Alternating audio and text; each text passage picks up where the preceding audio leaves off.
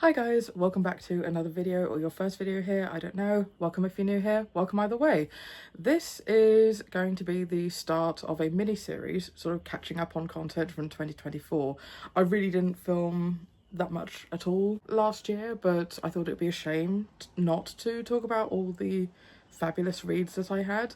Also, bear with the beard, it's October MCM Comic Con happening in London, and I will be cosplaying as the bearded lady, so I decided to let this grow out, although it's in the itchy phase. This is driving me nuts. So I mean, if anyone has any recommendations, please do let me know. So I noticed in my reading that I was doing a heck of a lot of rereading last year.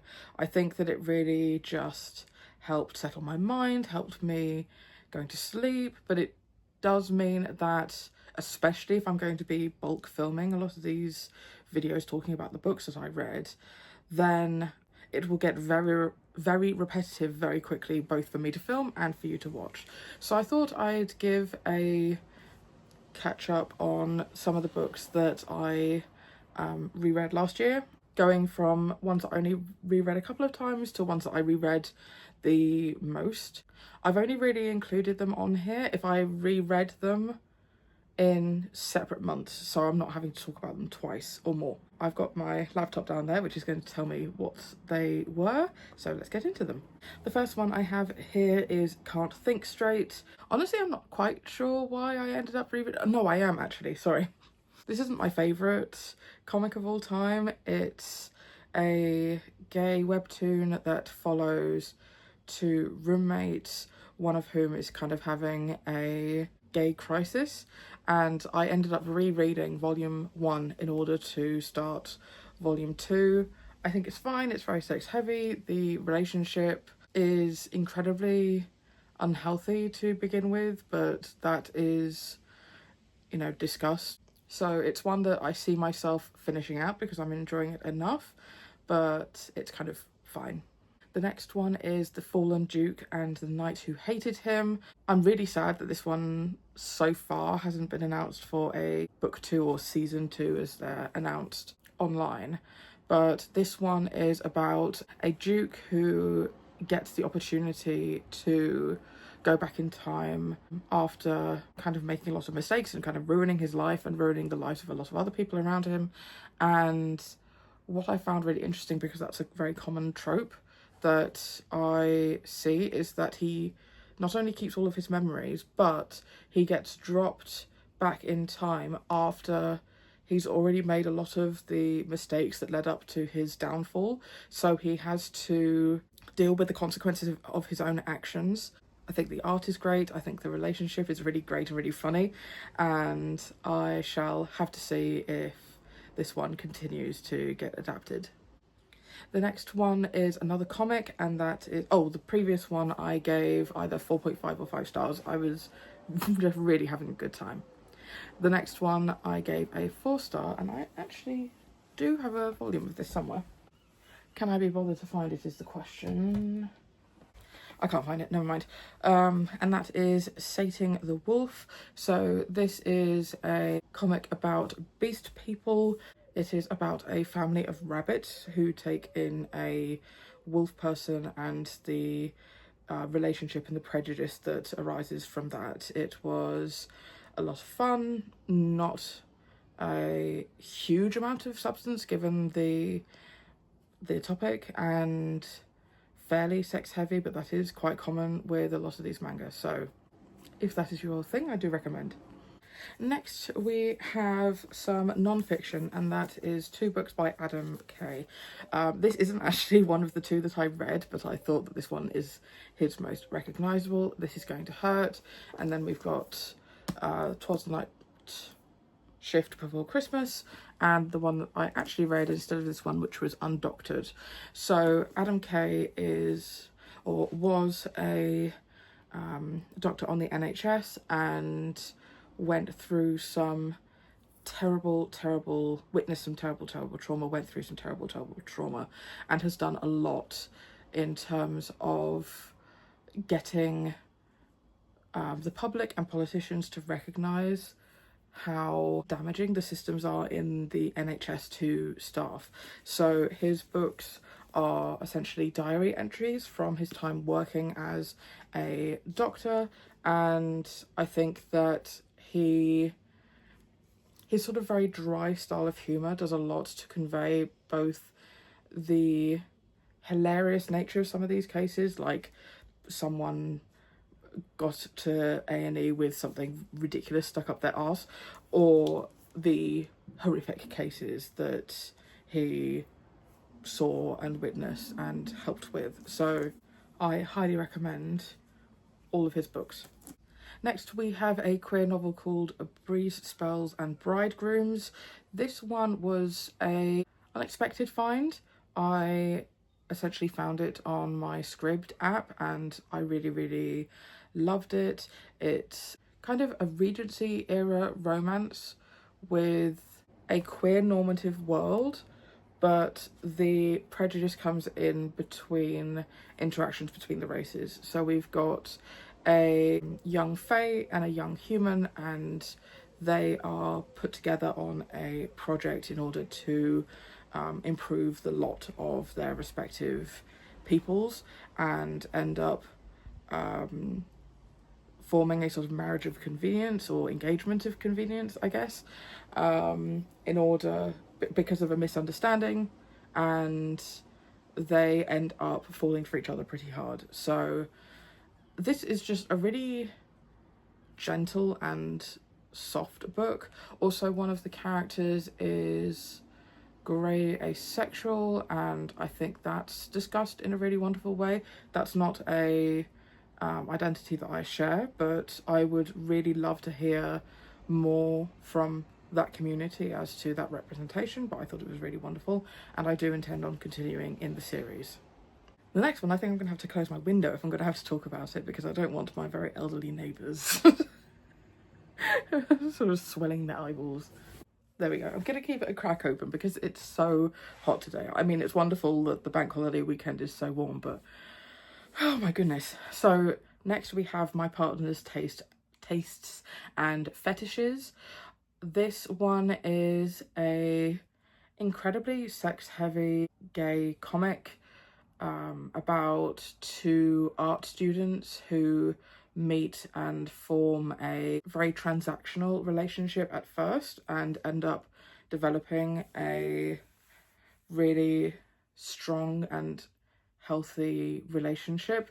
I think that it's one of the best examples of a BDSM relationship that I've ever seen in a novel or a comic, and I think that there's some really healthy discussions. I mean, the characters don't always do the complete right things, but they have discussions about it afterwards when one of the characters does something wrong in the moment. So this one was really healthy and a really enjoyable read.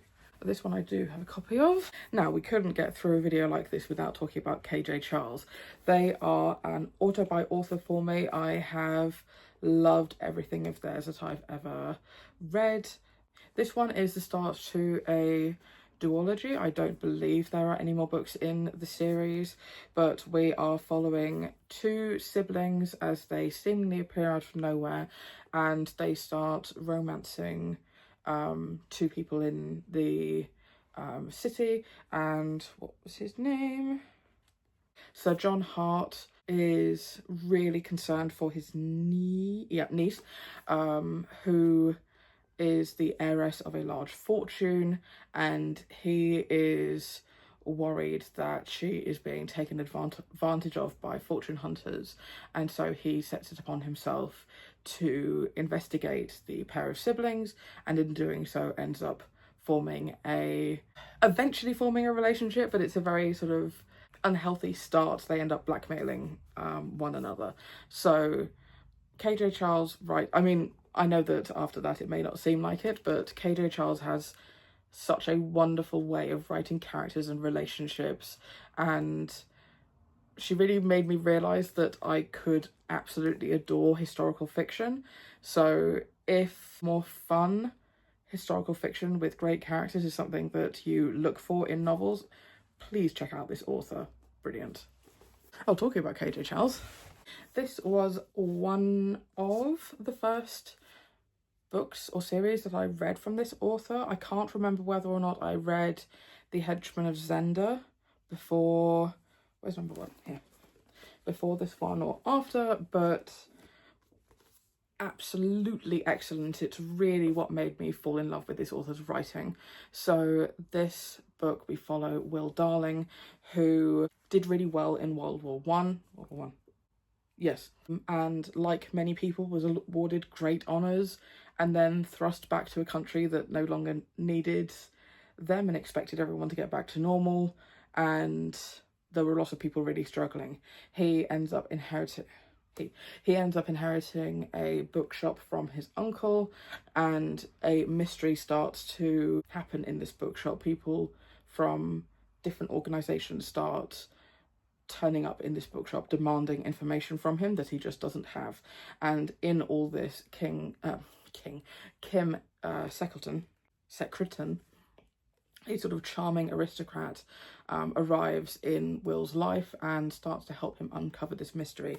And this is just such a perfectly formed series. Each book has a really well-defined plot arc while also concluding the overall series arc throughout the 3 books, and the relationship is just really interesting to follow as it develops, as we see these 2 gay men really, or one bi, one gay, really fight for this relationship in a time where that was a real struggle. So excellent, and I would highly recommend. I gave all those 5 stars, by the way. Oh, we have another KJ Charles. So here we have The Secret Casebook of Simon Feximel. Now, I really hoped this one would get a cover change, but oh well. In this book, we follow Robert Caldwell, who ends up having a haunting at his house and calls in Simon Feximel, who is a ghost hunter. And through a number of short stories, we sort of find them build a relationship over years up until I think the cutoff point is sort of in World War One. The first time I read it, I think I gave it like a no, I'm getting, sorry. This is not technically in a series, but it is a companion novel to this one, which is The Spectred Isle, which is Green Men, book 1. I'm really hoping that Charles ends up writing book 2. I know this is one of her earlier series. So I read this one before this, and though I really loved it and the relationship, there were so many things in there that I was like, are we not going to get more context for this? These things feel very dropped in, or maybe a lot of it was a setup for a further novel. What I didn't realise was that this one follows on from the events in this one, and reading this one gave me the context that I wanted in this. So I do very much recommend reading these as a pair. In here, the setup is that Robert is recalling parts of his life with Simon, because... Right, editing Cara here, because I did an absolutely terrible job of explaining the plot of this book.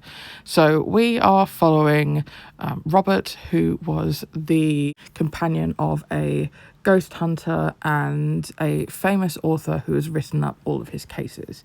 And the framing device for the book is that we follow the cases that he sends to his editor, where it reveals what really happened, all the things he could never talk about, because it would reveal his true relationship to Simon. So again, just excellent books. Next we have one that I don't have in person, so I'll have to put up an image on the screen, and that is The Perks of Being a Villainess.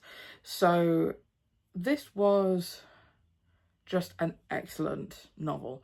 This was recommended by a friend of mine who we have a lot of similar taste in a lot of translated works from Korea, Japan, a lot of East Asian countries, and comics as well. The I got resurrected as the villainess trope, I don't know who first started writing that trope, but it has blown up and become incredibly saturated. And what I've seen is that most of these novels tend to go in one of a very few predictable ways.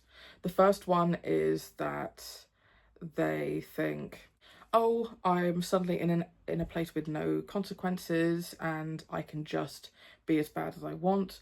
And then they do or don't start to realise that these people are real people with real lives and their actions do in fact have consequences, and they go along that path.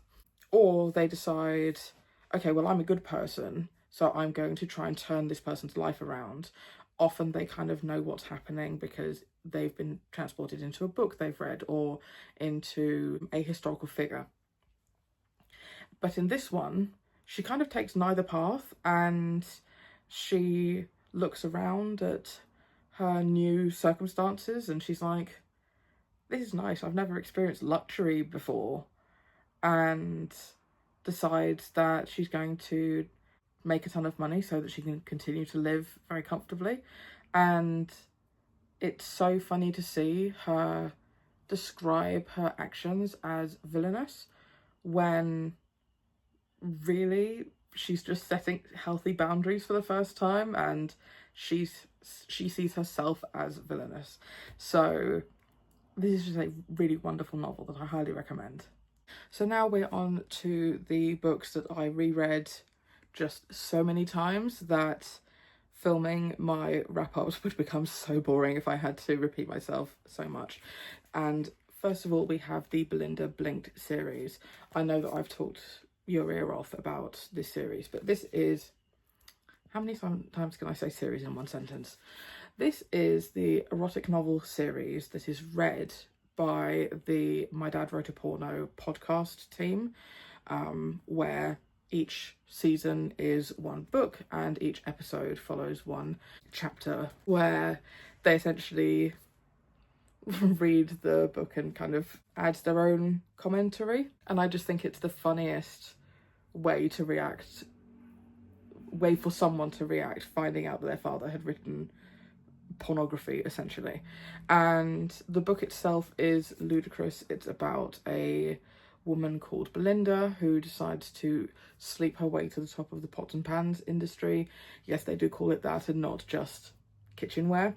The plot is ludicrous, the characters are awful and annoying, the spelling and grammar is terrible, but it's a really fun time. Now we're up to the top 5, and I will go from lowest rated up to highest rated. So at a 4.5, we have How I Stole the Princess's White Knight and Turned Him to Villainy by A.J. Sherwood. This one was originally serialized, and you can tell that when you read the full bind-up. This is the bind-up of the first, 6. So we are following a kingdom and the White Knight of this kingdom called Devon, and to the rest of the world he has the perfect life. He is the protector of the most wonderful princess, and in reality he's running around trying to put out fires that she starts with her terrible behavior, and in a last-ditch attempt to save a town worth of people that she is planning on sacrificing, he turns to the kingdom's most notorious black sorcerer, and they form a mutual respect which develops into a relationship over time. It's definitely more of a slow burn than I expected, especially because even though the black sorceress makes his feelings very known, Devon, I can't remember whether or not he would be considered grey asexual, grey aromantic, or both, but he doesn't really form attraction to people without having an incredibly emotionally strong bond beforehand. Very respectful and a lot of fun. On to the final 4-star, we have Sleeping Beauty by Ben Crocker.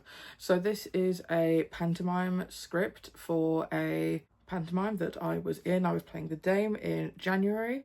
So it's on here because of the fact that I had to reread the script so much in order to be in that pantomime. It was incredibly fun.